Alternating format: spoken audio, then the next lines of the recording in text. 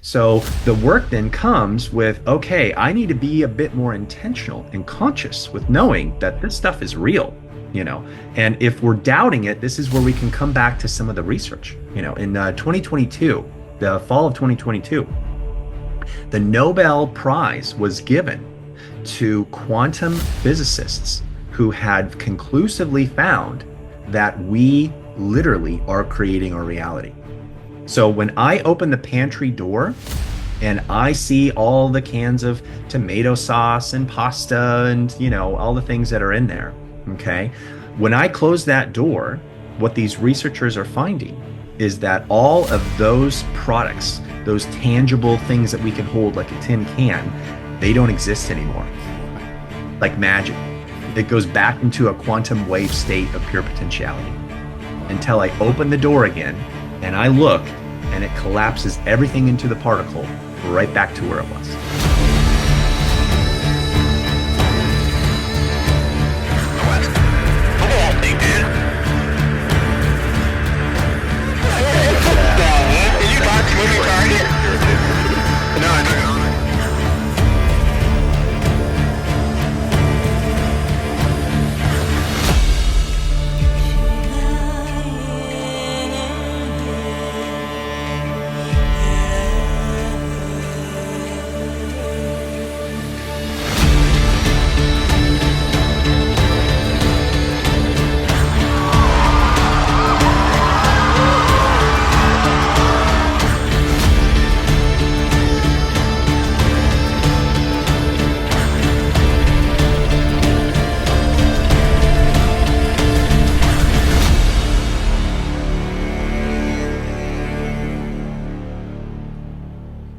Welcome back, everyone, to Mystic Gateway Podcast. I am joined today by a very interesting chap who I met about a year ago when I was over in Florida for New Year. And then I got to meet him again at the Journey to Truth conference. I had the pleasure of taking him back to the airport after the conference, which was amazing. And I'd like to welcome today Dr. Alex Bloom. Alex, good to see you. Hi. Good to see you. I'm happy to be on here. Nice to chat Excellent. with you. Yeah, you too. So we've got a topic of today talking about 5D consciousness and creating a bright future. That was the kind of the theme I wanted to go with, and you're like the perfect person to speak about this because I believe that you've kind of just launched a new platform. Why don't you tell us about that and tell us who you are and what you're about before we get started? Yeah, that sounds good. So maybe a little bit of a background might be good to kind of set the stage. So I've been on my spiritual path since I was a teenager and loved reading Deepak Chopra and Wayne Dyer and all the books of the time. And then fast forward to about 2006, and the documentary The Secret came out. Did you ever watch that? You I familiar with did. that? I did. Yeah, yeah. And that was a whole new idea for me. It was like mind blowing of like, oh my God, we create our own reality. That's a trip. And then I'm like, okay, how do we do that? Like, what does that mean exactly? And I kind of played around with some ideas and I used it to manifest getting into graduate school, which was, a big win for me.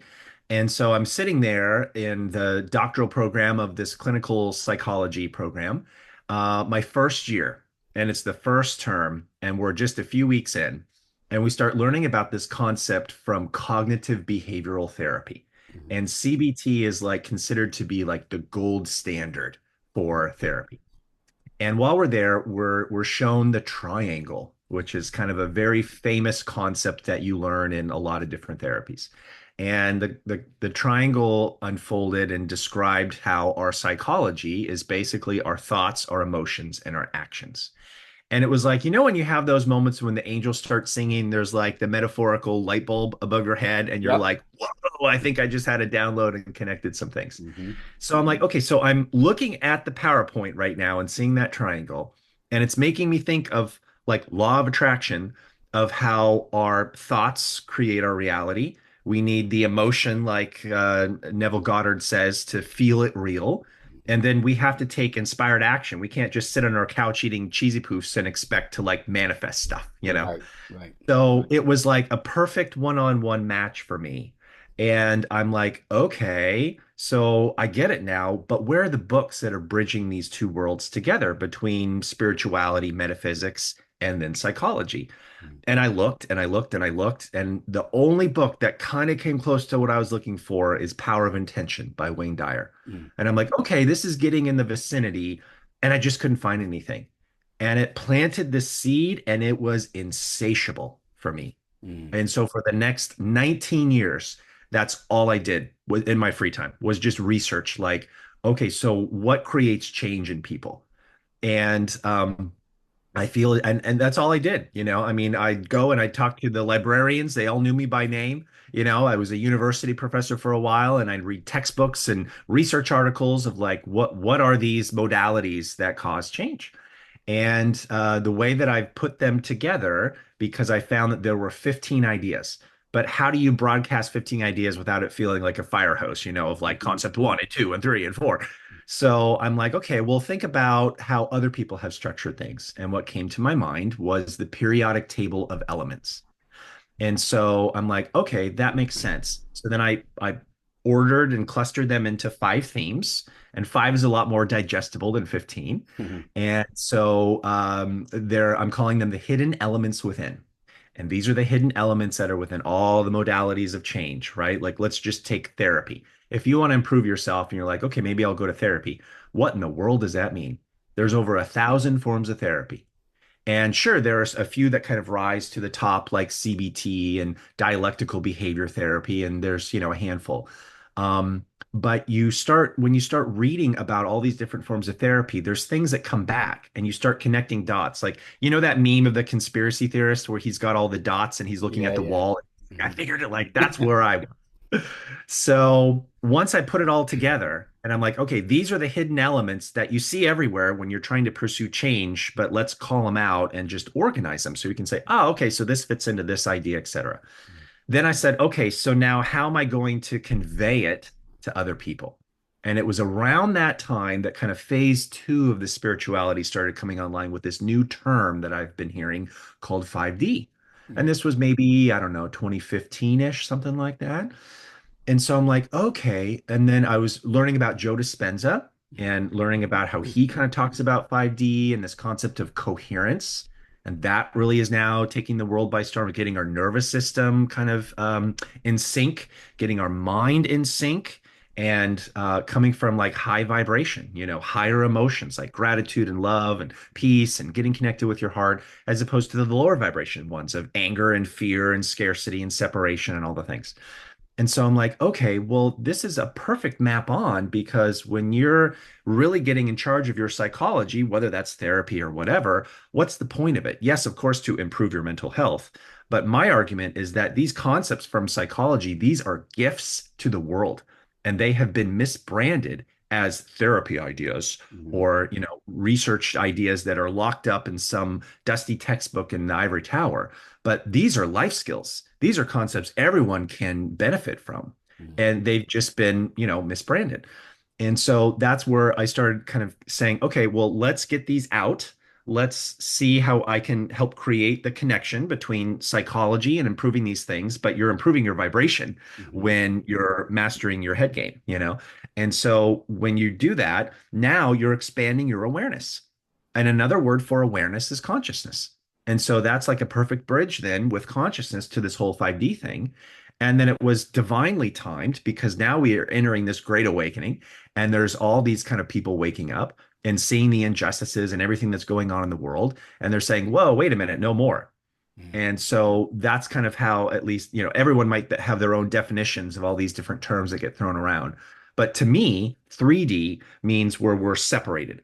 We're, you know, distinct from one another. We're arguing with one another. We're being controlled by our habits. We're enslaved in the matrix. You know, we're saying I'm over here and you're over there and I'm better than you. And there's this whole kind of competition and we're pulling our swords out and fighting each other, which is exactly what the higher ups want.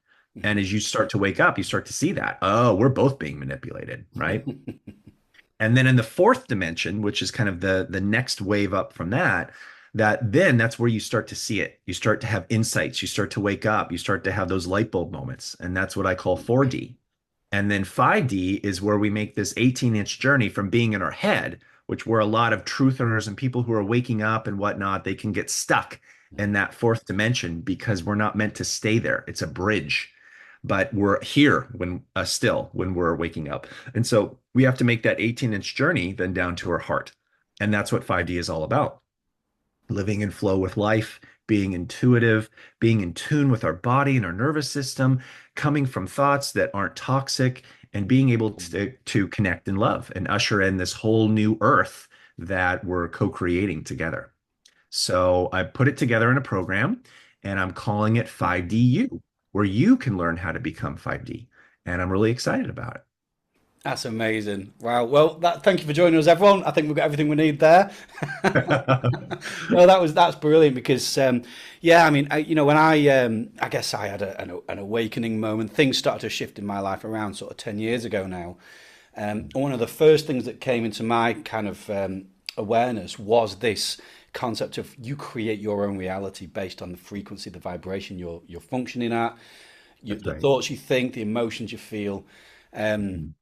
And it's been a journey to kind of look at these programs, these negative programs that are operating within me, and break them or transcend them, should I say? Because we're not here to fight them; we're here to Right. transcend them, right? That's right.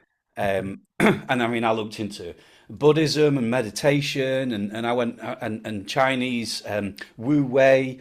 Mm. I know Wayne Dyer was big on these things. Mm. I went down that route as well, and it was just a really, really liberating journey. So to have like a structured kind of course or whatever, is it a course that you offer? Yeah, it's a course. And so I have actually a special going on right now because it's just launching. And you can just go to 5du.com. And then when you purchase it, you get on the other side, it's an online course. And so you start off with an intro, an orientation.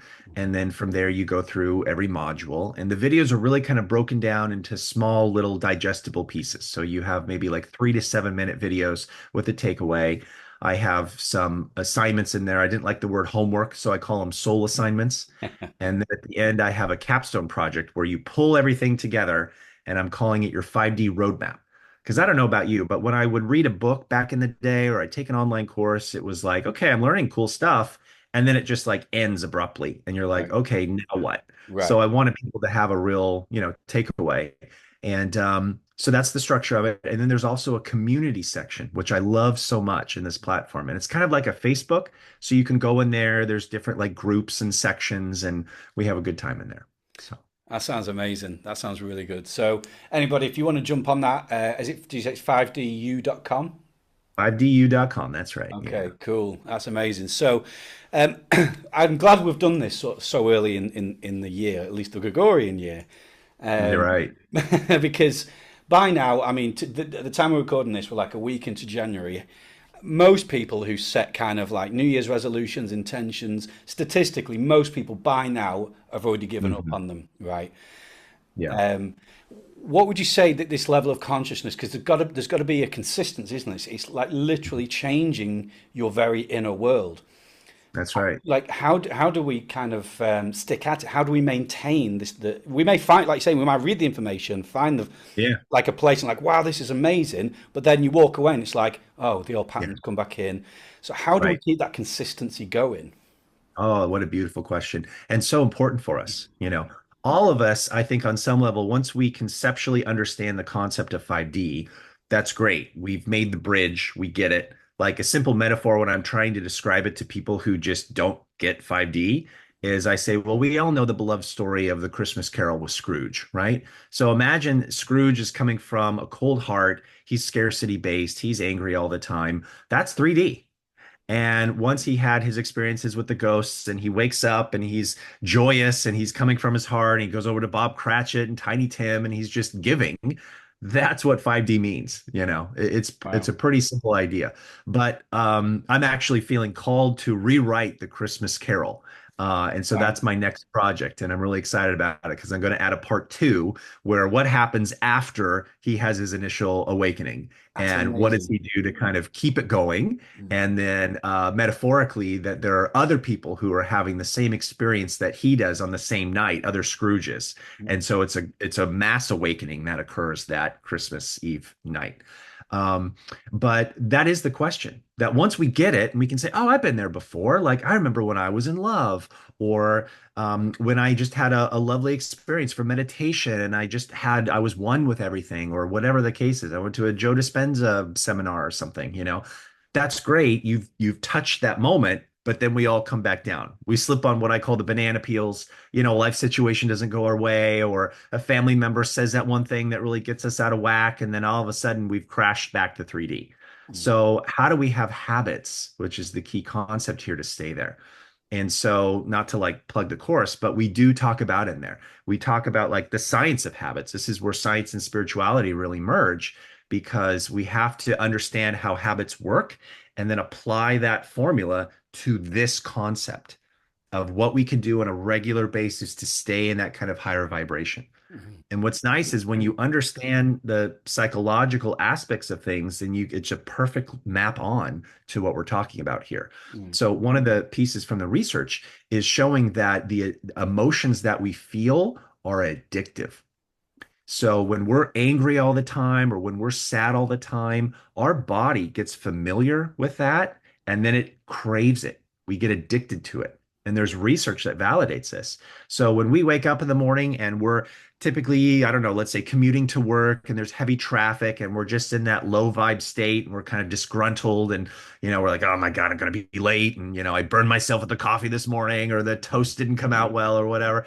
And we're kind of just disgruntled. Then what happens on Saturday and Sunday? In the morning times, we might wake up okay. And then all of a sudden, we start to grumble about other things. Oh, the house isn't picked up, or whatever, because our body's saying it's 8:30, time to feel disgruntled. right, right. And so that's part of the rhythm or the habit that we get entrained into.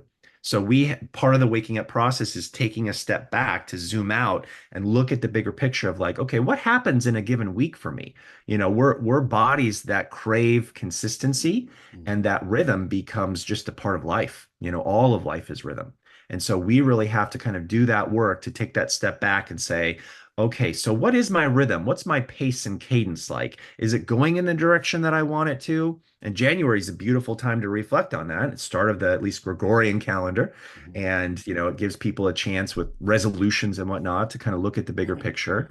And then once you understand, like it's a basic formula to understand how habits work and this habit loop that we can get stuck into. And we just apply that to now this concept of saying, okay, so if I want to stay in a higher vibe more of the time, what are some things that I need to do that? And that becomes the operative question there.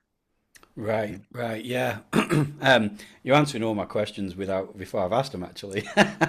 Oh, good. No, it's really good because, like I say, it's a great example. And by the way, I love the Scrooge thing because that's one of my favourite stories. I think it's such Is it? Yeah. just a great story of redemption. But yeah, what a wonderful concept! Like what happened after, and how Yeah. it maintained. That's a really really good idea. I love that. Um, but in the modern world, particularly everything that's going on now politically, there's a lot of drama, a lot of chaos, a lot of Mhm. division. Yeah. I mean, we know where that's come from, and we know that's how the proverbial they like to keep Yeah. us. Um, but with regards to 5D consciousness, I mean, how do we function kind of, even from a psychology level, in that world, but not, there's a biblical term, be in the world, but not of it. That's right. But like, realistically, how do we not get so wound up about the things that we see? Like, how do Yeah. we, maybe we might see something that triggers us or upsets us or like that's unjust. What Yeah. would you do in that moment when you feel that? Yeah. Oh, good. Beautiful question. So this is where we start kind of roping in psychology to help us with that. Mm, So one of the terms that psychology teaches is from a very powerful form of therapy called DBT, which stands for dialectical behavior therapy, which is a mouthful. So what's a dialect? And the dialect concept is one of many ideas that we can apply in this situation. So a dialect is where you might have two seemingly oppositional ideas share the same space. So part of the 3D consciousness is looking at things in a black and white way. This is where, like, you see the Freemasons with the checkerboard and Right. whatnot. That's to signify that concept. So we are coming from what I call or consciousness. So or thinking or consciousness as well, it's either this or that, you know? And so we apply that here. It's either my way or the other way. It's either justice or injustice. It's either fair and the white hats are in charge and Trump is saving us all and everything's going to be glorious and perfect, or else the whole world is going to hell in a handbasket, you know, and like nothing's working. And then we become like black pilled, where we Right. become, just pessimistic about everything and all the things. So what the work here is, so there's two steps. Let me start there. There's two steps to making change always. And this is like the basic formula. Step one is awareness. So we can't change anything that we're not aware of. So this is where we kind of rope in mindfulness. Being able to have a mindfulness practice is so essential for us. This is my particular clinical background. I did my thesis and dissertation, and I've lectured all over the world, and I've worked on research on this, and I've had my own practice for 20 years. Like, this is hot stuff. Like, I love mindfulness because it's teaching our brain. Part of my dissertation was looking at literally what happens in the physical brain when we practice this, because that's the hardware. The software is the mind and the thinking and things like that. So the hardware and the software get upgraded when we practice mindfulness. So all that simply means is that we're doing our best to be intentional with our attention, and we're bringing our attention back to the present moment. And it's going to be like fly fishing. The stream is going to go down, or a net is going to go down, or the hook, and then all of a sudden we have to reel in, and then we have to recast, and that becomes a rhythm, like we're talking about. That's a practice. It's a skill, like going to the gym. You want to build a bicep, you have to go to the preacher curl, and you have to, pump that iron regularly. Mhm. So it's the same thing here with that skill. That teaches us presence, awareness. We're completing the step one. That allows us to now see what you're saying when we're getting angry about things. So important to have that on our radar. Once the radar's flipped on and we can say, okay, I see it now, the next logical question our brain is going to ask is, okay, I see it now, but now what? Now what do I do? Because if I stay stuck in step one, it's like a fly at a window pane where it's trying to get out. And so our brain starts kind of looping and recycling. And now we're hyper focusing too much on what we see on the television or on our computer screens or our phone. And we start getting angry, or we start giving up, or we start kind of bringing our vibration back down. And so that then tees us up beautifully to step two. Step two is then where we have to do something. We have to take action. And the word I like to use with step two is experimentation. We have to try things out. There's no crystal ball, there's no guarantee. And so now we're kind of incorporating this concept of the dialect. So the dialect is an upgrade, like a mind upgrade with the software from the or thinking, from the 3D of this or that, the scarcity and the kind of competition and the us versus them mentality. So we have to pause and we have to pivot. So the pause is the mindfulness to stop, to take a step back, to say, okay, this is really starting to tick me off. I see it. I feel it in my body. I can recognize it, that I'm getting out of the lull or the trance that the social media algorithms want me to stay in, because their biggest commodity to earn off of us now is attention. Mhm. So we need to reclaim our attention back. That's so important for us. Awakening is only step one. If we're just awake, but we're angry, that's good because it lets us know with feedback that we're not at the end finish line yet. There's more to be done. So the anger is just a reflection piece. That's all it is. All emotions are, they're messengers to give us information. So I'm angry right now. I'm seeing this. I'm really frustrated, etc. Okay. So I've gone through the formula. I've got an orientation. I see it now. I'm really upset. Now pause. If you can, pause a video, put things down, take a break from the conversation that you're having with the other person, and just say, okay, I need some grounding. I'm starting to get disoriented and I'm slipping on that banana peel. I'm going back to the 3D. So we need a break in order to disrupt the pattern cycle of the habit. Okay. Now, once we do that, now enters in step two, where we're experimenting and we're trying something new. So this is where we could add in the dialect. It's a beautiful concept because dialectical thinking is coming at it from the standpoint like mindfulness, where there's nothing bad, there's nothing wrong. I'm acknowledging what I'm feeling right now. Yeah, I'm really pissed off, and I'm really, frustrated that, things aren't, where's the arrests? What's happening with Epstein, or whatever it is that's kind of, getting us off center. So we recognize that anger, but then we add the word and. That's the game changer. Because if we don't add that intentionally, then we're stuck in the default software of this separation, of this 3D. Oh, well, nothing's happening and it's all a ruse. I've been set up. This is another ploy by the deep state or whatever to stay, disconnected, which is, of course, exactly what they want, right? They want us to give up. So we're not going to fall for that psyop.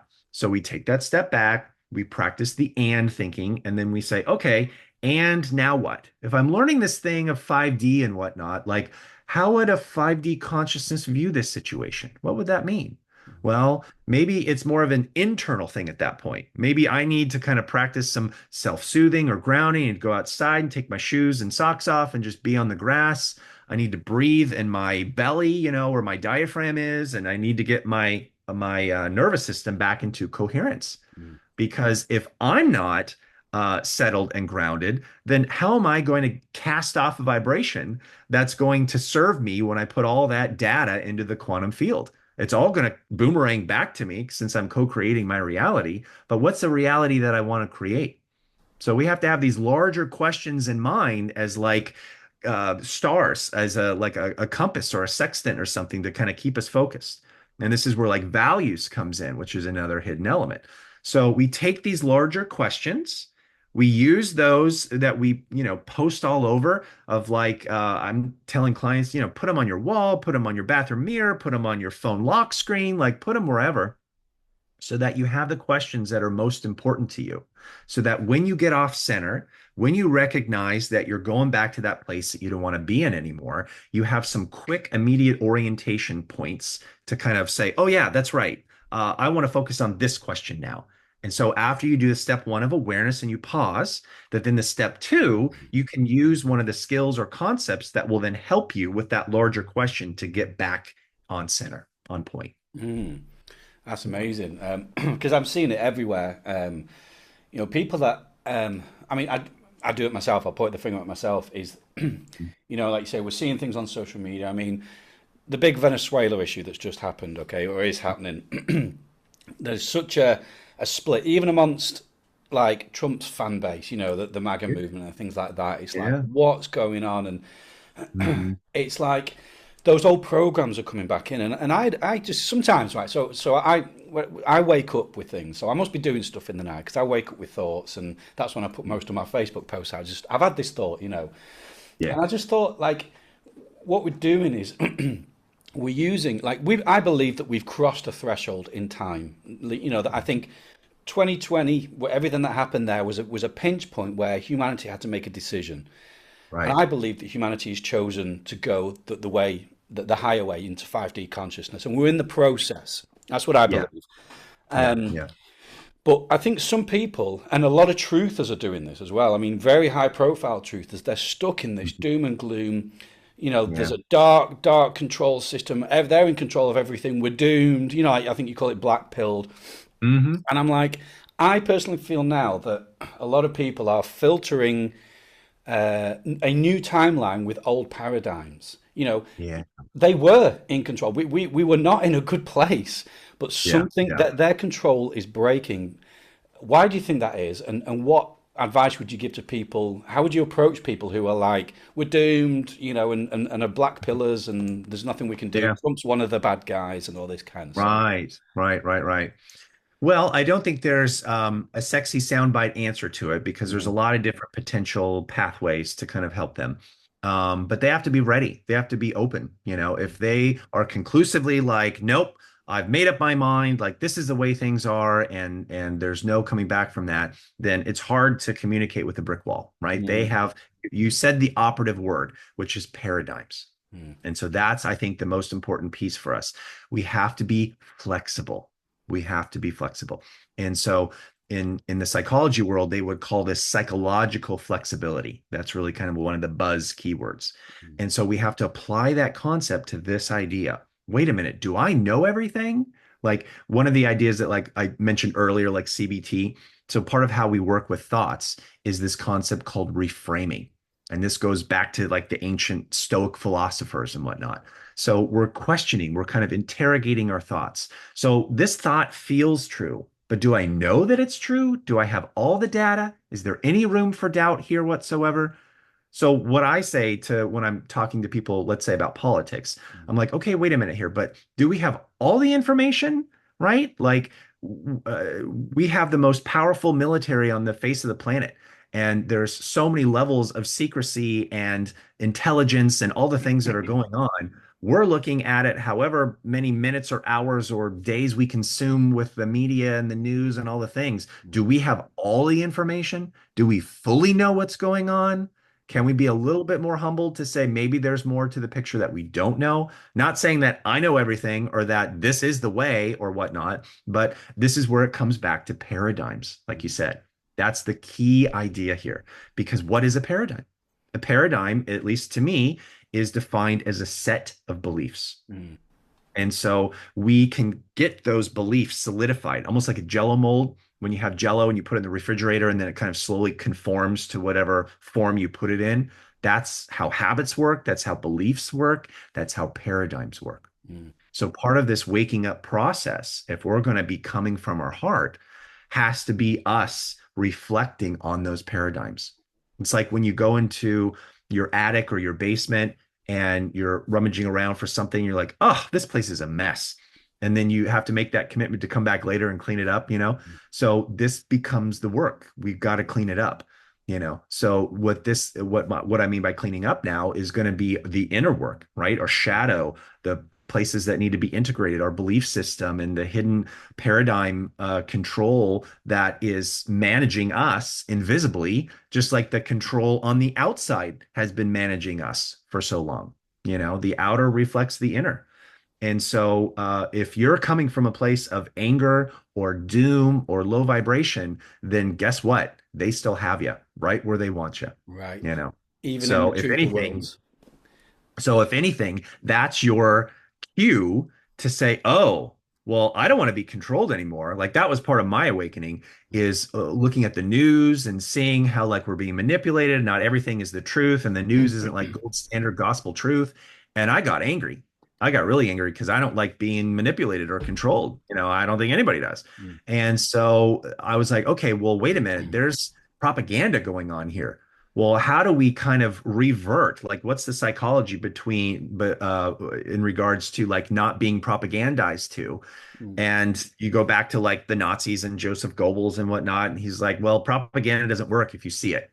Ah, okay. So then here we are back to awareness. If I have awareness, then I'm not going to see it anymore. So if I'm getting stuck in these low vibrational emotions, I'm still being propagandized to, you Mm. know. Mm. So there's your motivation to stay on your path, whether that becomes one that you try to further understand or at least put a pin in everything going on politically that we might not know at all, or from an internal space. Maybe I need to take a break from politics and all the things because I don't really know what's going on and I don't like how it's making me feel and I need to get more control over and sovereignty over my inner world, you know. Mm.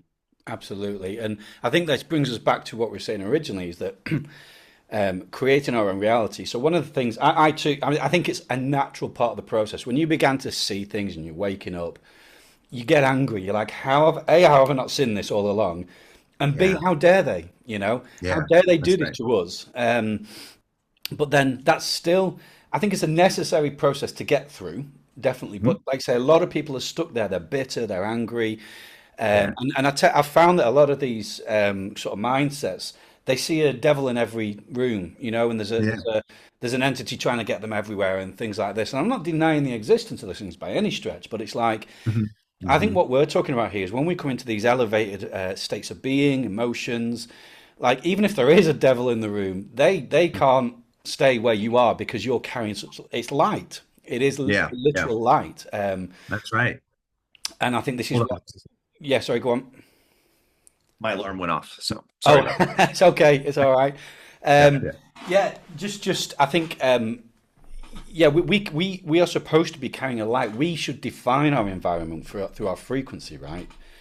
Yes. Um, and this brings me to because I come from a very churched Christian background, and a lot of the people that watch this are Christians Hmm. who are kind of having a similar. They're having an awakening. That they're realizing there's problems with the religion they've grown up in and things like that, but. Yeah. They're Yeah. maintaining their connection to Christ, right? And they're kind of on this Sure. journey of like, what's even real anymore? Totally. Um, and but what I'm finding is we've in the Western world at least we've grown up in a very kind of left brain scientific, very pretty much atheistic Hmm. world. Probably not so much in America, but definitely in the United Kingdom. Anything woo or anything Yeah. kind of not material is just laughed at. Yeah. And I feel like we're returning back to I mean, this is why I've called it Mystic Gateway, right? Because Mm. I love mysticism of all kinds. My personal Mm. practice is Christian mysticism, Ascension in Mm. Christ, that sort of thing. Hmm. Um, but do you have a perspective on like how we incorporate all this from all different kind of beliefs and religions Yeah. and is this kind of like just a universal truth that applies to all? Hmm. Beautiful question. Yeah, well, my particular stance, not saying that like this is the way, but this is my belief system is yeah, my wife is British. And so spending a lot more time in the UK these past few years, I see some differences, but some similarities in terms of the America and England and the UK as a whole. Um, and a lot of that is we come from this hyper rationalized left brain point of view. Mm, And hey, hello, I've been in the world of academia. So, I know very well how all that operates. You have anything that steps out of like established, fully agreed upon research, and it's like instantly labeled as woo. mm, And that's part of the design. That's part of the way in which the matrix kind of stays with boundary lines. Because once you start dabbling outside of that, it's too potential for us to break out of the mold, and that's what they don't want. So they have to punish us as a way to kind of stay in line. And part of that's fear of being judged by others or being as part of the out group, and whatnot. And it's worked beautifully for thousands of years because they understand how to manipulate the psychology. So part of this, and I talk about this kind of in the introduction part of the course, mm. is I call it the science spirituality spectrum. So it's SSS, and let's use a little prop to describe it. So on one end of this continuum or this spectrum, we have the world of science. Okay. Now, if we go to an extreme of that, that's what I call scientism. Mm. Scientism is not science. Scientism is like the atheistic religion of science. So it's trust the science, as we've heard, right? Right. So don't need to really look at the real science. I don't need to really question it. But if those in authority figures in the science world are telling me that this is the way it is, then it's no different than a preacher from a pulpit telling me Correct. the way things are, Mm, right? But mm, that's on this end of the spectrum. So when we're dealing with extremes, that's a clue to let us know, okay, wait a minute here, I'm not in balance. So that becomes a good reflection question for us. If I'm hyper rationalized and I'm only looking at things from this extreme logical point of view, then I'm cutting off 50% of my brain. I'm only looking at like the left brain, the left hemisphere. So then the other end of the spectrum is the spirituality end of things.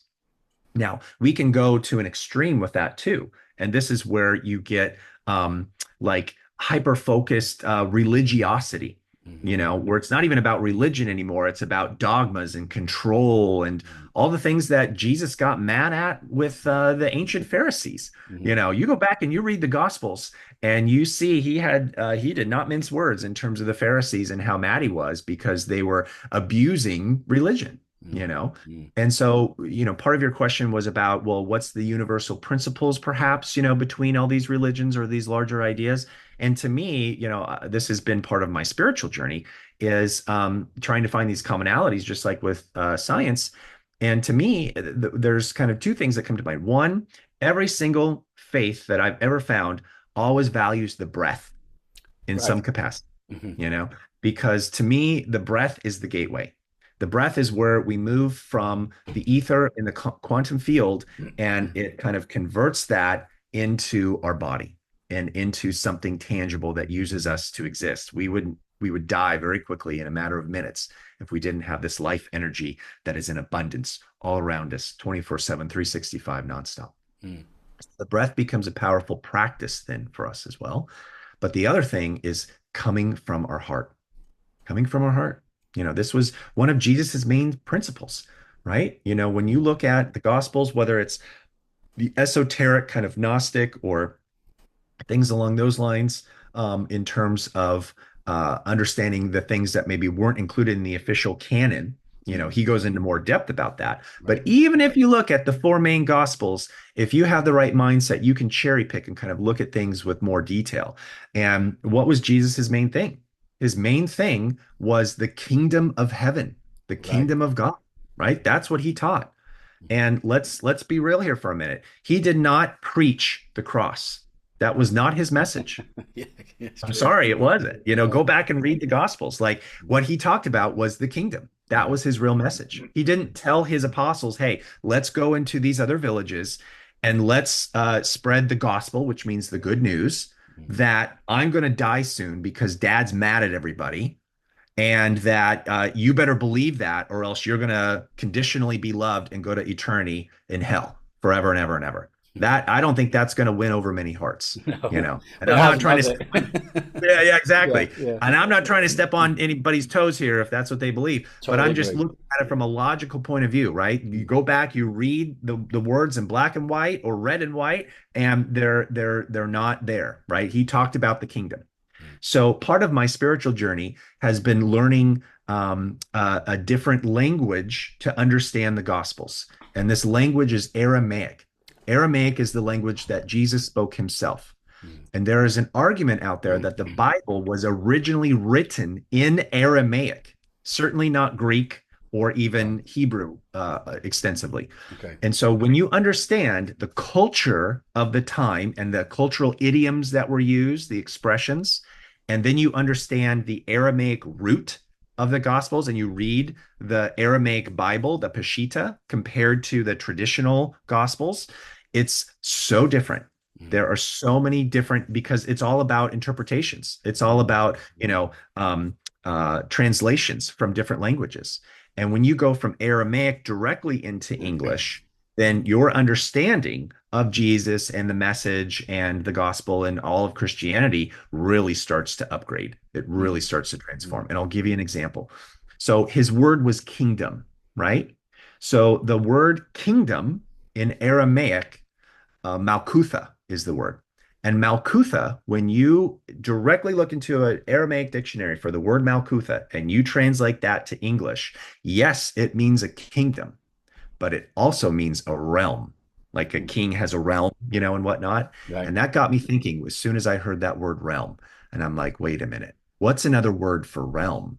And what came to my mind was the word dimension, Right. Right. right? Mhm. So think about that. The dimension of God, the dimension of heaven, right? And then to me, I'm like, whoa, could he have been really trying to say the fifth dimension coming from your heart, right? Look at little children. What does he say, right? Have the heart of a little child. What Mm. does the heart of a little child mean? Right? They're always happy all the time. They're forgiving each other, even though they might get upset Mm. because they're coming back to the present moment. They're coming back to their heart. They're coming back to wanting to play and connect with other people. Well, isn't that what we're saying 5D is all about, right? Right. Coming back to the moment, practicing mindfulness, being in your heart space, connecting with others. This was the whole point of forgiveness because when you're not forgiving, you're in 3D and you're holding on to things that keep your pipe clenched, and then you're not allowing it to flow to connect with others. Mm. And so that's where all this work kind of comes back to. And what was the Buddha saying? Okay, so the word Buddha means the awakened one. That's what Buddha means. Mm. And he said the vehicle for enlightenment is Vipassana. And when you translate the Pali word Vipassana into English, it means insight meditation.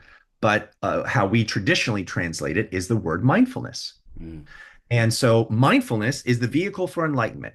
So if I'm practicing mindfulness, as we've said earlier, I'm being here in the present moment. I'm trying to be non-judgmental. I'm practicing metta, which means compassion. So I'm coming from my heart, and then I'm reaching this place of nirvana, of enlightenment. Well, what does that mean? Well, I would argue enlightenment means you're fully connected and one with all that is. You see through the illusion, the Maya of everything, and you're fully connected with the here and now from a larger point of perception. Well, isn't that what we're saying in other words from other vantage points? So, my argument is that all of the main seekers and leaders of these religious movements across the world are ultimately trying to say the same thing, Mm. which that it all comes back to 5D, Yeah, all of it. right.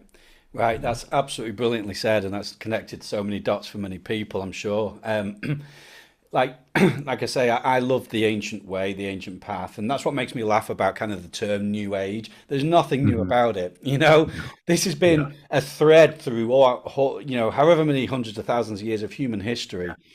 Yeah. And what's happening is, my belief, my opinion is that there has been, on some dimensional level, I think the fall of Adam was Mm. we fell through these dimensions. Mhm. We got trapped in like I mean, some people call it prison planet, in a Yeah. prison of our own consciousness, stuck in what you said was 3D, Yeah. and we're kind of breaking out of that control matrix, if you would, Mhm. as we come into 4, 5D. I mean, do you think there are dimensions beyond 5D? Sure. I definitely do. I don't really talk too much about it Mm, because this is where it starts to break down because you're going to have a lot more people give different definitions once we get past 5D. mhm, And where I feel called by spirit is to focus more on getting people kind of out of the 3D and start understanding these points that we're discussing, connecting the dots for themselves, kind of wake up and return back to the heart. mm, But absolutely, there's because I'll give you some examples that there's when we're talking about anything beyond 5D, remember what's D mean? D means a dimension. mhm, And we're talking about states of consciousness. And another word for consciousness is awareness. So we're increasing our awareness levels. So we're finding that there's higher dimensions of thought or of vantage points or of ways that we could see things. So for me, if I had to give a very quick definition of 6D, like I'm writing some spiritual novels right now, and I'm talking about kind of states that go beyond 5D. And so to me, at least one definition of 6D would be learning how to stay 5D while you're in the 3D world. Okay. It's one thing to like get to 5D and to say, okay, I get it now. I've been there before. I've been there many times and whatnot. But then this person really pissed me off, and now I'm back in 3D and da da da da. So Yeah, your awareness isn't staying in 5D, right? yeah, So if yeah. your awareness isn't staying somewhere, then that means there's a higher potential, right? There's an invitation. So then 60 is like, okay, so what do I need to do in order to stay on the bandwagon of this love vibration like more of the time, And that requires more thought, more reflection, and another level of awareness to be able to do that, you know? Beautiful, So, amazing. yeah. Yeah. So, okay, I don't think you're opposed to the woo, from what I've gathered. Yeah. So one of the things that I love about Jody Spencer's work, and something that's happening is, he has these public meetings, and he'll get everyone in these sort of very high vibrational states. And I'll never forget a video I watched where he said he was in this meeting and he kind of opened his eyes and he was in this, I guess what we would class as 5D, and he saw these really tall beings all around the room. Mhm. Yes. And this is a scientist, this isn't I some, know. Yeah. religious preacher somewhere or something. This is a Right. scientist who is using Right. scientific methods to access Yeah. the mystical spiritual dimensions. Yeah. Yeah. Um, and I'm just thinking, I think my opinion is that one of the reasons why we've really got to get this is because there are beings, there Yeah. are, we talk about aliens, we talk about extraterrestrials, we talk about angels, all different Yeah. manner of beings who function in these dimensions, and they're really wanting to make their presence known. Right. I'd love to get your perspective on this side of things. Hmm. Well, I watched an interview that Joe Dispenza did on YouTube, and I randomly came across it. And I really respect Joe's work, and he does a masterful job, especially from like a neuroscience and physical health point of view of like integrating these different states of consciousness with kind of ways that we can measure that. So you can have the people who are more in 3D, more in the left brain, more in the science-based world that need proof. And I view it almost like breadcrumb trails. Like, Yeah. let's use all this data to prove that this is real in a language that they can speak in order to help them kind of move their way to become like a spiritual scientist, Mm. so that they can practice like science-based spirituality, if you want to put it that way. And while he was doing this interview, he just mentioned out of nowhere, he's like, just what you said, oh, yeah, well, I was meditating. We were all in this collective coherence, which like amplifies, the frequency that goes out into the quantum field and whatnot. He's going through all the science of it. And then all of a sudden he's like, yeah, and then I opened my eyes and there were all these tall beings, probably like 8 to 10 feet tall. And I'm like, wait, what did he just say? Like, this is Yeah. Joe talking about? Like, wow. And I'm like, okay, I can get behind this. This is awesome because we might not need the science to know that like this exists, like these beings are here, in a fourth dimensional place, where you've got entities and beings of all frequencies, Mm. just like a radio. Mm. You've got the lower dimensional beings and the critters that we try to protect ourselves from. And then you have the higher dimensional beings like angels and things along those lines. And what I was going to say earlier with our last topic that I can weave into this is looking at different states of consciousness, states of awareness, like what's beyond 5D. And I just watched a video with oh gosh, I'm blanking on his name. It's not Bruce Lipton, it's not Joe Dispenza, but there's a third guy, Greg and the three Braden. of thank you, Yeah. Greg Braden, thank you. Yep, we're on the same wavelength. Mhm. And so Greg was saying that there's brand new research coming out that there are new brainwave frequencies that scientists are finding and it's predominantly done through research where they've been measuring long-term meditators like Buddhist monks and whatnot, like lambda and all these different frequencies. And this was just a few weeks ago, and I was like, wow, this is so fascinating. Because that's what my dissertation was looking at is different brainwave frequencies and what's happening in the brain. So I totally geek out on this stuff. But the fact that we have like the research now to show as a map, hey, these different states exist. Mhm. Now we can bring in maybe more of the spirituality component to say, does this map on to different states of awareness, Mhm. not just a frequency that we're measuring in terms of oscillations? Right. So I find that very interesting. But back to angels. So, for me, the question becomes, okay, so let's get behind the idea that maybe these exist. So, are angels another way of saying aliens or beings from other worlds, other dimensions, other frequencies?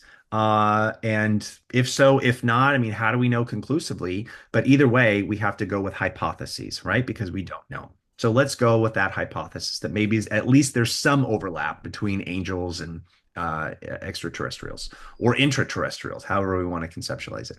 How do we connect with them becomes the operative question for me. What Mhm. does that mean? So it's one thing to read in a book or watch a podcast and say, okay, yeah, I can get behind that. Maybe these things exist. But it's a whole nother thing to say, can I personally have an experience where I can connect with them? And if so, how in the world do I do that? Where's my popcorn to kind of like say, I want to learn more? Mhm. And so for me, it comes back down to vibration. So what Joe has said, and then what channeled beings have said before, like Bashar and Abraham Hicks and whatnot, is that, again, everything is frequency, right? Now we have quantum physics to confirm that from a science point of view. Okay. So if these beings exist at such a high level that we can rarely see them, then as Joe describes it, they can come down to a certain degree with their vibration, but they can only come down so far Right. Right. before they're like, if we come down any further, it's not going to be advantageous to us because now we're going to start forgetting who we are, just like you guys have. Mhm. And we don't want to do that. But we still want to interact with you so we can slow our vibe enough to come down and meet you. Mhm. And so our work then is to raise our frequency to come up enough in order to meet them. And that's why Joe is experiencing this because I don't know if he is experiencing them on his own, but at least him with this collective amplitude of everyone else in the room Mhm. rises the collective frequency.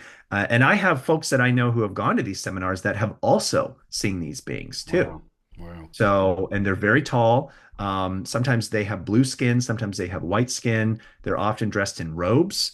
Um, and they're here, they have nothing but positive intent and love. Mm. And they're here just to kind of express their presence. And sometimes they help with the healing. So when they do like breakouts during the seminars, and there's different folks that are being, spot treatment focused on, and whatnot for healing, that many times you'll see those beings go over and help with the healing process for them. Mm. So I find all this fascinating. Me too. Oh, I love this stuff so much. It's so good. Yeah. um, so as we said it, like in joke, when people are tapping into these higher states of being, Mhm. oftentimes they physical healings and physical things start to manifest. Yeah. Yeah. Do you have a perspective on this as well? That like if we start tapping into this, it starts to affect the 4D, the 3D, and the lower Mhm. dimensions. Have you have Yeah. you have you any perspective on that at all? So one of the metaphors that I use in the course is I talk about water. Okay, so let's use water as a metaphor for these different states of consciousness. Now, if you were to increase the rate of vibration for the dihydrogen oxide molecules Mm. that collectively make up what we call water, H2O, and you increase the rate of vibration for those molecules, what happens from a physics point of view? It turns into steam, doesn't it? Mm. Right? Where it becomes more energy than matter. It becomes more of something that's less congealed and tangible for us to access than water does. And you're just increasing the rate or the speed of that vibration. Now, Mhm. we can also do the opposite. If we decrease the rate of vibration with water, what happens? You get more of a congealing, right? You get more matter, you get ice.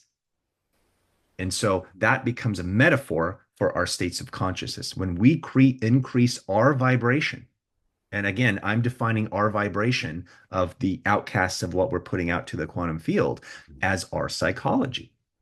Are the thoughts that we think have a certain amplitude and frequency to them that we can measure. Mm. Thoughts are things, right? So there's an energy. When I was in undergrad, I worked at a research lab and we used EEG monitors. These are electroencephalograms, those little kind of white nodes that you put on your head. Mm. And what's that measuring? Well, what's the first letter in EEG? It's electro. That's what that stands for, meaning it's measuring electricity. So our brain emits electricity. Okay. That goes out into the quantum field and that collapses a wave of pure potentiality. This is like quantum physics 101, the observer effect, Yeah, right? yeah, With yeah, yeah. all of that. And so the wave collapses to a particle. Then step two is now we have to draw those particles towards us. And we do that through emotion. The Mm. emotion is the magnet. So now we're pulling the particles into our life experience, which show up as coincidences, synchronicities. All a synchronicity is, it was a word coined by Carl Jung, that Right. famous Swiss psychologist. Hmm. And he defined synchronicity as a meaningful coincidence. Hmm. So it's a coincidence like, oh, well, what a coinkydink. But then if we're ascribing meaning to that, now it transforms and changes its name to a synchronicity. Right. So part of this work that we're doing is we need to be on the lookout as co-creators to be able to say, okay, I'm putting out my request into the quantum field using my thoughts. I'm feeling it real as though it's already happened. And then those beautiful waves collapse into particles. We're pulling them in because we're in a high vibration place. Mm. And now we're pulling in those particles. We're going to see the opportunities before us. And then we take inspired action. And that's the formula for creation right there. Mm. Our thoughts, our emotions, interactions. And here we are back to psychology. Mm. So that's how it works. So part of this work then is knowing that when I'm putting out the thought request, like an email into the quantum field, that's like steam. And then eventually, if I stay in rhythm, in cadence, in the habit of it long enough, that's going to condense down to the particle, the ice or the water, we'll say the water. And then we pull that particle, that water towards us that shows up as something concrete that now I can measure. And there's your ice, you know? Mm. Mm. And that's how it works. It's all the same principle. It's just what state of vibration is it in? Right. So now if we understand that and it's simple enough to kind of wrap our heads around, then we say, oh my God, then that means I'm creating my reality all the time. Yep. Yeah. Yep. Yeah. So here we are back to the topic earlier with the politics. So on some level, if then I'm contributing to the co-creation of everything happening on the planet and all the anger that we're seeing and the injustice and everything, then it's like, do I want to further invest the energy in order to continue creating that? Because you better believe that's what they want. Mhm. They want your loosh. They want your negative emotions. They want that this is like the whole demons and the whole kind of negative entities and whatnot. They feed off of our negative emotion. That's your food. So I don't want to give you my food because that means you're going to hang around long more. Like if I had a stray cat and I put food out for him all the time, and then all of a sudden you have 20 stray cats, Right. that's what we're Right. doing with their energy. Well, I don't want stray cats. Whoa, I don't want these entities hanging around me. Then that means you got to do the work, Mhm. right? You got to put it in to stay in a higher vibe so that they go elsewhere. They're like, oh, this is no fun. This isn't a food source for me anymore. You know, Mhm. so there's all these different rationales for us, whatever angle we want to come from, to do this work. Mhm. Yeah. So what was the third? So it's inspired action. Okay, so Yeah. you've created in imagination. You feel Yep. the emotion. Okay, Yep. so you come out of this meditative state, Yeah. and I think certainly my own experience, and many people that I see who've practiced this, they kind of lose it because they think, right, well, where is it? I feel it. Yeah. Where is it? Good. Yeah. I think this is the point where most people fall down with creating, consciously creating and fulfill desire. So Totally. what kind, I mean, this is where it gets practical, right? This is where you have to Absolutely. move Yep. forward in the direction that you believe you've now created. Hmm. What advice would you give to someone in that place who is struggling? Because that's where doubt starts to come in. Did I really feel Totally. that? And things, all the Absolutely. programs start to come back. Yeah. What advice would Yeah. you give to someone in that phase, in that sort of pinch point there? So if it's true that we live in a simulation, as some of the latest scientists are now, speculating, if not confirming, and this simulation, this matrix, has some certain safeguards in it. Kind of like if you've ever watched Star Trek and the holodeck, Mhm. and they have safeguards in the holodeck, so like you can't get injured and whatnot. There's a time delay that's been baked into the simulated experience that we have for our own protection. Okay. Because if we put out the thoughts that we want, Yeah. and we're like little children holding a handgun, Yeah. Yeah. and we're not trained yet to know how to do that, we're going to have immediate feedback with a giant, pony in our backyard and a bulldozer breaking down our house if we're worried all the time. Yeah. It would be absolute chaos. So there's a time delay that's built into this. Mm. And that's meant as training ground for us to be able to say, okay, get your act together here first, because if you keep putting out the negative, you sure as heck are going to get more of that back, right? Because so if you stay stuck in worry and fear and all the things like we've all heard of the placebo effect, but there's a concept of the opposite called the nocebo effect. Mm. So, for example, they've done research where they've looked at the way in which doctors tell the patient the diagnosis. Oh, I'm sorry, Mrs. Jones. I've looked at your chart here, and the numbers came back, and you have a 10% chance of dying. I'm really sorry to tell you that. As opposed to, well, we have some good news and some bad news. The bad news is, you've marked positive for this and whatnot, but the good news is that you have a 90% survival rate. Mm. The Mm. way in which you share that goes into their subconscious, and now they're putting out thoughts, they're feeling the negative emotions, right? It's still the creation formula, but what sort of particles are they pulling back, right, with their experience? And Mm. then that shows up in their body.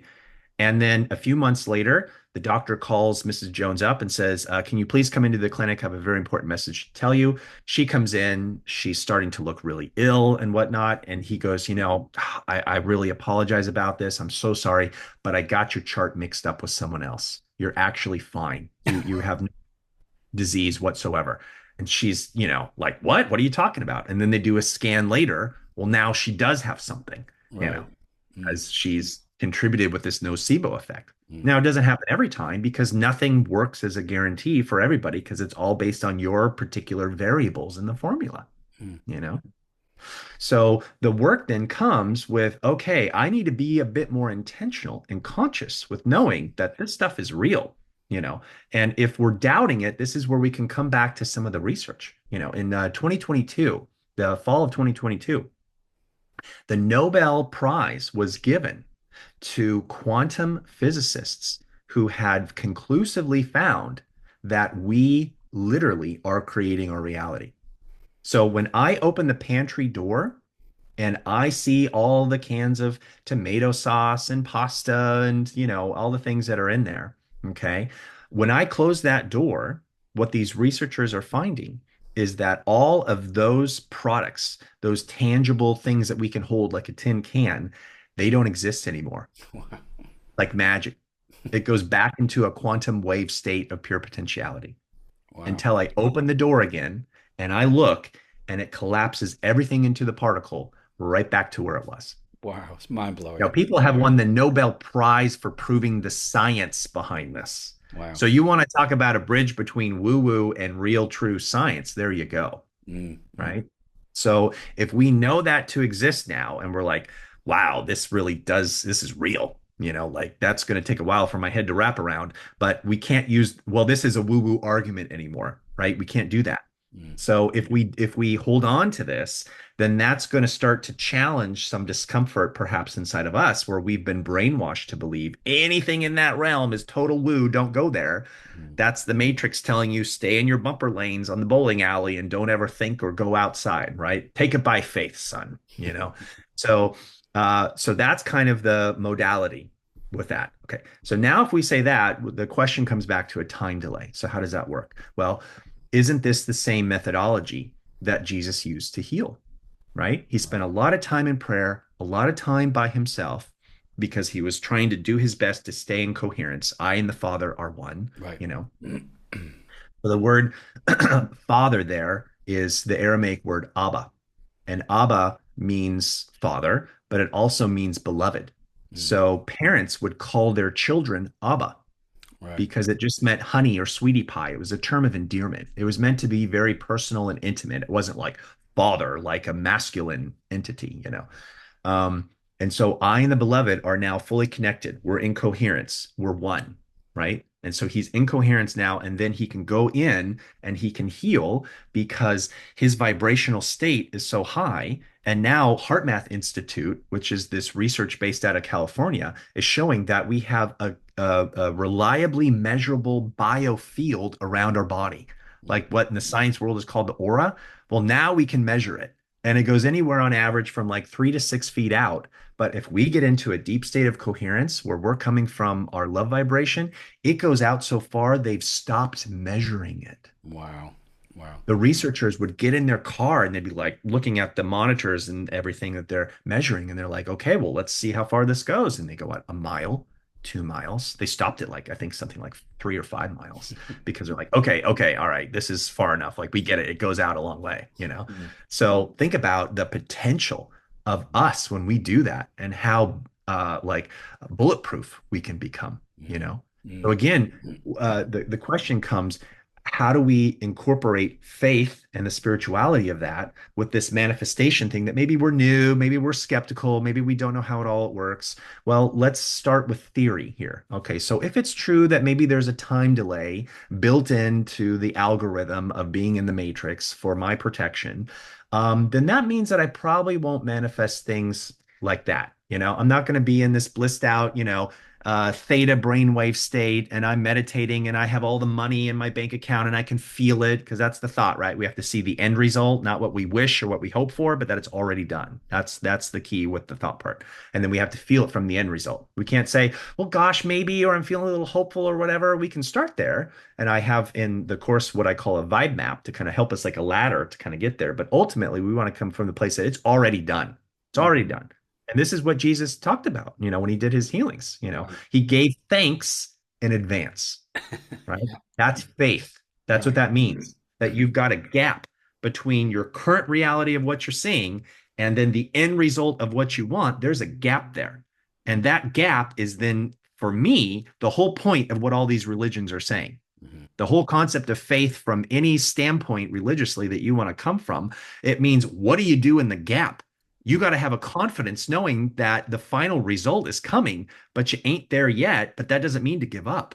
you Mm, know. mhm, So you have to have the confidence and the faith to know that I'm just going to keep doing it, keep putting it out, keep going there, keep tending to it, keep investing in the vortex, as Abraham Hicks would call it, you know. And then eventually, as I do that, I'm going to have drawing back to me more beautiful particles that are in the vibrational frequency realm, you know. And it's like when you have a radio and you're not quite right on the station, you know, maybe you're a little off and you can hear the static. mhm. That's kind of what starts to happen when we're not right there. But the static is still feedback. It's letting us know you're getting closer. There's some of the music that's coming in. I can hear the beautiful music of 5D. It's just that there's static with it as well. I can feel my manifestation and desire coming because, oh, wow, look at that coincidence. Isn't that interesting? Ooh, look at this. This was something that I wasn't expecting. Or, you know, I'm feeling it. I'm having those moments. And all of a sudden I look at the clock and it's 444, you know, or whatever. Don't discount those things, right? Yeah, Those are yeah, little angel signs from the universe whispering to us saying, keep going, keep going. right. And then eventually what's going to happen is you're going to see more of that start to like pop in and show up in your experience. Mm. But we've got to do the inner work in terms of knowing that it's not just going to always happen like that. And that's okay. You're not doing anything bad or wrong, you know? Wow. This is unlocking so much because sometimes you hear these things and then you kind of go on with your life. I mean, I say I learned this. I started hearing Yeah. this information like best part of 10 years ago now, and it's so good to just refresh and remember all this stuff. And if this is people's first time hearing this, like I think we said before, it's a practice. Like you're not going to go to the gym for the first time and start Right. lifting the massive weights. There's a Wouldn't that be process nice? of oh, exactly, yeah. I mean, let's not limit anything here, but Yeah. I Yeah. want to kind of like finish with a final massive question. So, in the context of all this, um, who and what is God? Good question. Well,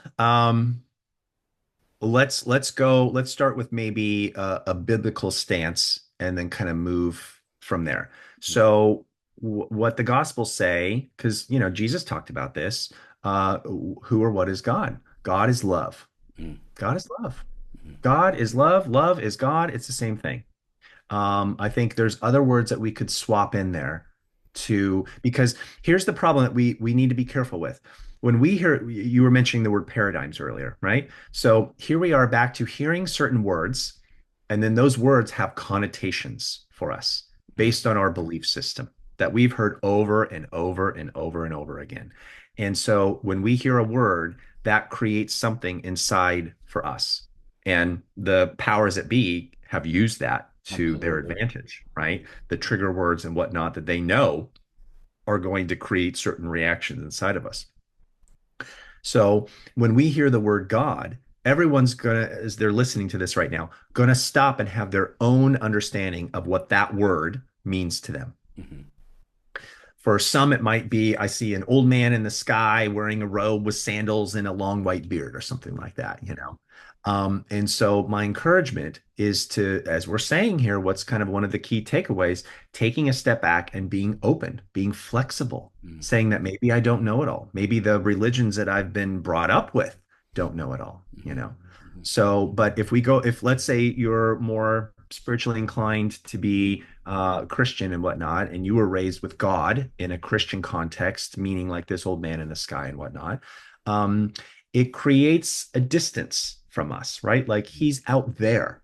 But ultimately, he can't be out there from a logical point of view if he's omnipresent. He can't correct. be in one Right. location. He's got to be everywhere. Mhm, So it can't be a man in the sky throwing lightning bolts and looking at us like Santa Claus if we're doing good or bad. You mhm, know, it's a very limited perspective if that's how we view it. We're limiting our own paradigm and worldview. So then we have to go beyond that. And then we have biblical references if we're so inclined in needing that as a leg up for us. Well, God is love. Okay, so what does love mean? You know, what does love mean? Well, it says in Genesis that we were made in the image and likeness of God. Okay. And if Jesus really talked about an unconditionally loving father, like he did with the prodigal son, you know, and the son left and squandered all the money, you know, and mhm, his other son's there. And all of a sudden it's a beautiful story. Like it's so dramatic, you know, how they described it, you know, and he comes back and he can see the sun in the distance, you know, and oh, that's my eyes perceive me. Like, I think that's my son. Like he's come back, you mhm, know, and he tells all his servants, get the fattest calf that you can and slaughter it and get it ready and get my robe and all my rings and get everything because I'm so excited because my son is coming back. And that was metaphorical to Jesus's description of what he meant by God. It's an unconditionally loving God. He's not pissed. He's not saying, "Get out of here, get off my property. I'm going to get my shotgun and you're not welcome here because you squandered all your inheritance, you fool." You know, no, he's saying, "Come back, come back, come back. I love you." And then is so much so that then his other son got jealous. He's like, "But dad, what about me?" You know, he's like, "Well, don't you already get it? You've been here the whole time. I love you just as much." But the other son, your brother, he needs it right now. He doesn't see it. He forgot. He forgot who he was, you see. And so then he comes back and he's, so worried and thinking like, "Oh my God, I'm going to be judged by my dad and I might not be received and whatnot." And he's just like blown away that his dad is so inviting and loving towards him. And so to me, that has always stuck with me as an image of viewing God. That no matter what we do, what capacity we have in terms of what our behavior has been, good, bad, right, or wrong, that God loves us unconditionally. Spirit loves us unconditionally. The quantum field, if you want to put it that way, which is energy that's everywhere and nowhere at the same time, just another word for God. Right. So when we practice the breath, we're literally this close from connecting with God. When we meditate and we get in touch with our heart, I feel as though the heart is like our email inbox. And so when we get quiet and we can listen to our heart, then we can connect with this God source, because we can hear the messages that are waiting in our inbox. So in the course, how I describe it is I say, I like to use the word glue as a metaphor to describe God or whatnot. And whether we call it God, love, the universe, or energy, okay, that all of those words are interchangeable for glue. So why glue? Because it's an invisible sticking agent that holds everything together, you know. So we just have to find a word interchangeable with all of these that resonates with us the most, that has us stay in this remembrance place, like what we're talking about right now, or we stay in that kind of love space. And the more that we can do that, and the more that we feel like for Jesus, it was the word Abba. That's what worked for him. Maybe that won't work for you. Find a word that works for you. Don't be limited by just having to use the word God. Find something that emotionally connects with you, because that's that remembrance for you to stay in that high vibe. Amazing. That's so good. And I didn't mean for it to be, but it's kind of a trick question, talking about God, because I remember when I was kind of coming out of religious programming, I kind of got upset that a lot of people would refer to God as like the universe and stuff. I was like, no, his name is God. And I mean, his name isn't God at all, right? Yeah. But I remember seeing like there are like 7 to 8 billion people on this planet, right? There will be 7 to 8 billion different concepts of who God is for that individual, and I think that is the way it's supposed to be. Yeah. So for me to inflict my view, you have to think what I think. I think is just all wrong. And another thought I had was I love how you talk about the breath. I mean, like you said, all mystic kind of and spiritual practices always seem to come back to breath. And the word for Holy Spirit is ruach, which means breath. Yeah, that's You know, right. That's right. so there's a whole thing that kind of fundamental Christianity has kind of lost, but I think it's being recovered. And having conversations like this, we're going outside of the box and we're incorporating these concepts, and I believe that this is humanity rising into 5D consciousness, that it's a unity consciousness, and That's we're right. remembering oneness, that we're the same, and it doesn't matter Yeah. about political Yeah. ideologies and religious ideologies. There's a oneness of the human race here, and I believe biblically that's what the body of Christ is, right? Yeah. Yeah. Just throwing that out And the there. second coming, the whole point of Revelations, right? What does Revelations means? It means to reveal, The right? apocalypse, And right? the apocalypse was a Mm, Greek word, mhm, which means a lifting of the veil when mhm, you interpret apocalypse from Greek to English. So you're lifting the veil, you're removing the veil of illusion in order to have revelations where you're revealing, you mm, know, mm, and it's going to be a second coming, a second wave, a second reunion mm, of Christ. Christ was a Greek word meaning Christos, Christos was an anointing. The anointing was in reference to a state of awareness that you'd put the oil on your head and kings were Christed. There were a lot of people that were Christed. It's not Right. Jesus's last name, Mm-hmm. it was Jesus the Christ. And so this anointing was metaphorical to you've had your pineal gland open and all the neurotransmitters and the beautiful things that are coming to allow that to happen and what happens afterwards was metaphorical to this olive oil that was dripped all over your body and now you've become Christed. Right. So when we become Christed, when we get back to this Christ consciousness, to this 5D state of awareness, now we're on the same frequency that Jesus was saying that we all have the potential to enter, you Right. know? Mm. And so then when we do that, now it's the second coming of Christ because now all of us are waking up and it's the end show. It's the Mm. end game, Mm. you know? And on the other side is heaven, heaven on Right. earth. It's a beautiful, Right. it's the new earth, right? Yes. And you and Bingo. I and everyone else listening to this that resonates with this message, it resonates for a reason. We're all the ground crew. We're all here as like the transition assistants to help usher it in. Mm. So the best way to usher it in is to do the work yourself and live from it. Mm. Because when you live from it, that's how people learn. And as I talk about in the course with learning, like we have a whole section on behaviorism. And we talk about one of the most powerful ways in which we learn comes from Albert Bandura with social learning theory, Mm. which is another way of saying modeling. So we have to, words don't speak, experience teaches.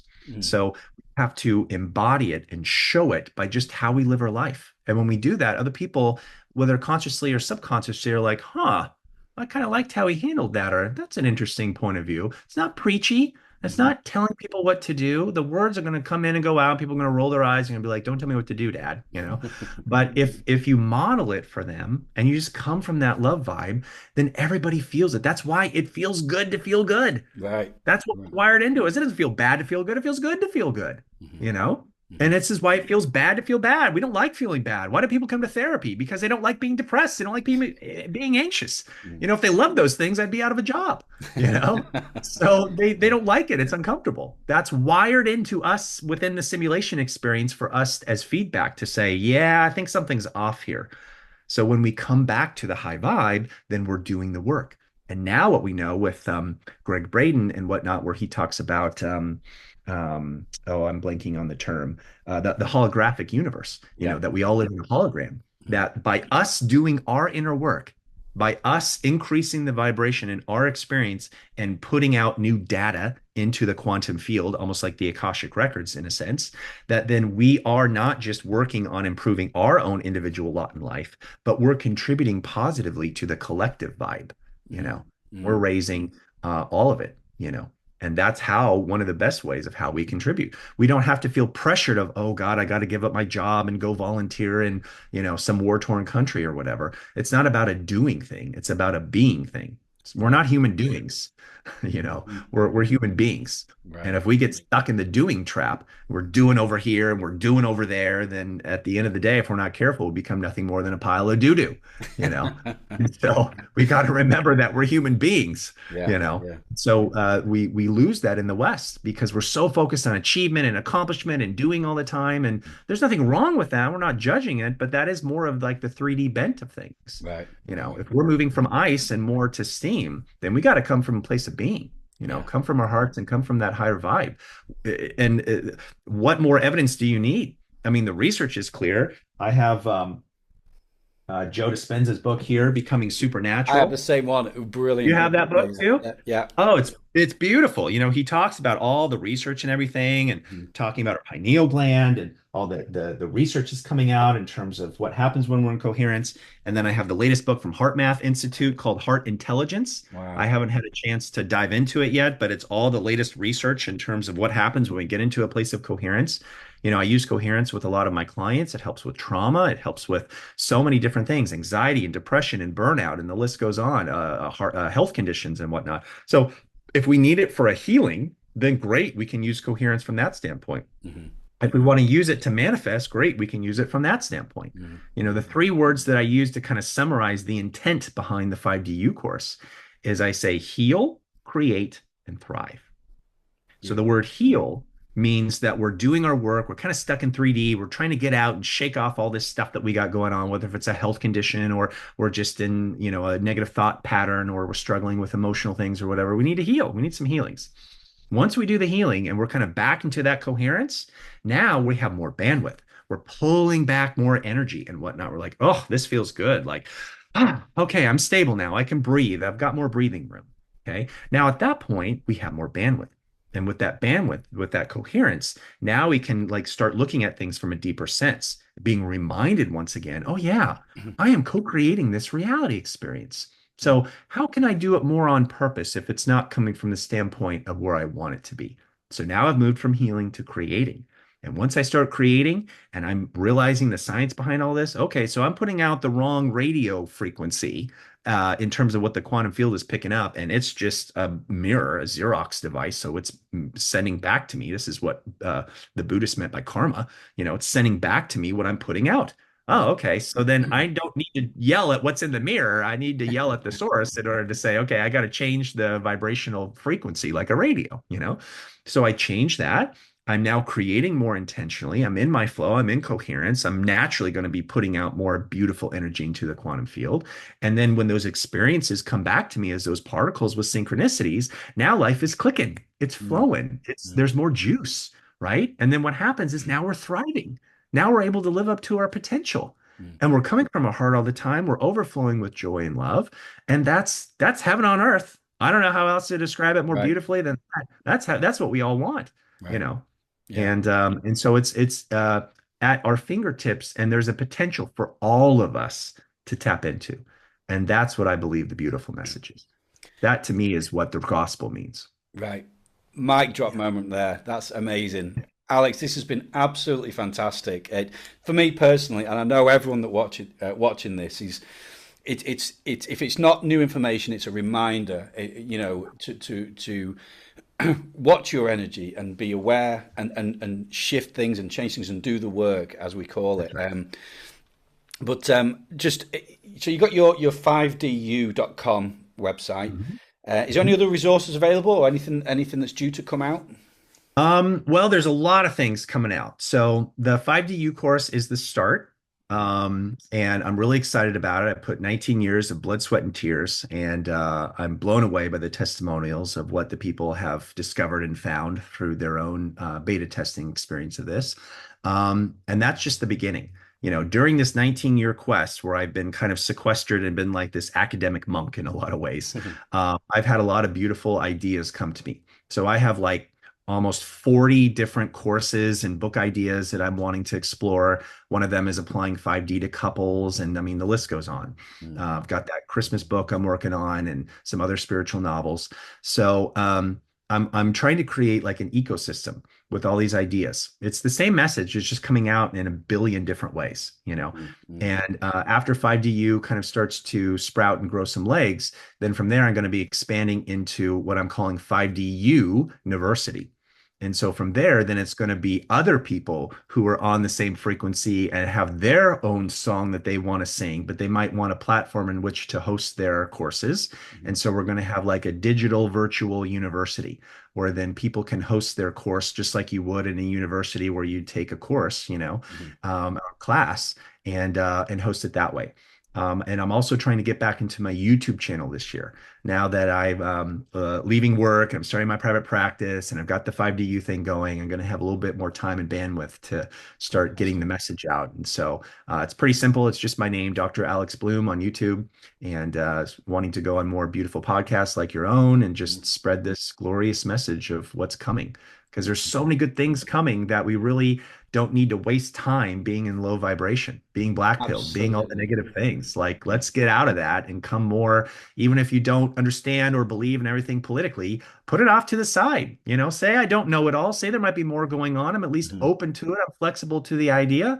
And what else can I do now to revert to a higher vibe place? Who do I need to connect with? And how can I find others in the vibe tribe to kind of make sure that they're holding me accountable and I'm holding myself accountable to stay in higher vibe because there's so many beautiful things on the horizon. Mm. Brilliant. Alex, thank you so much for giving your time and joining me. This has been absolutely fantastic. I needed it, as I said. Good. And it's really encouraged me, and I'm sure it's encouraging everyone that's watching. So we'll end it there. But thank you so much, and I hope to keep in touch. I wish you all the success in the world, and Thank you so I'm much. interested to see where it goes. Okay, thank you very much. All right. Bye, everybody. Bye bye. Bye bye.